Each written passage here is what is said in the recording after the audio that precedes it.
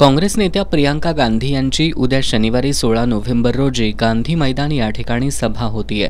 या ठिकाणी आज आमदार सतेज पाटील यांनी पाहणी केली। यावेळी पत्रकारांशी बोलताना त्यांनी मराठा समाज महायुतीच्या बाजूने उभा राहिला। या उपमुख्यमंत्री देवेंद्र फडणवीस यांच्या दाव्यावर प्रतिक्रिया देताना मराठा समाज अंतरवाली सराटीमधला लाठीचार्ज अजून विसरला नसल्याचं सांगितलं।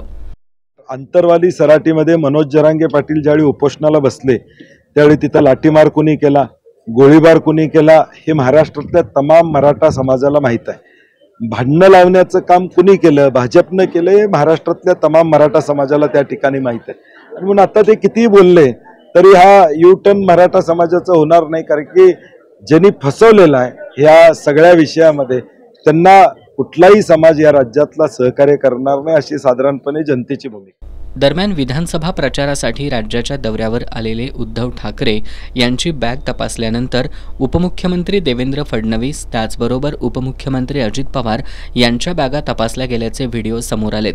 त्याबाबत बोलताना आमदार सतेज पाटील यांनी हा केवळ दिखावा असल्याचा आरोप केला। नाही, मी ज्यावेळी उद्धव ठाकरे साहेबांची बॅग तपासली गेली त्याच वेळी मी म्हटलं होतं की आता सत्ताधाऱ्यांच्या देखील बॅग तपासण्याचे व्हिडिओ येतील दाखवण्यासाठी की आम्ही इम्पार्शियल आहोत, पार्सिलिटी करत नाहोत हे दाखवण्याचा प्रयत्न आहे। तसं काही नाही, हे एक दाखवण्यासाठी या सगळ्या गोष्टी घडत आहेत। बटेंगे तो कटेंगे, एक है तो सेफ है या महायुतीच्या टॅगलाईननं जनताच उत्तर देईल असंही त्यांनी सांगितलं।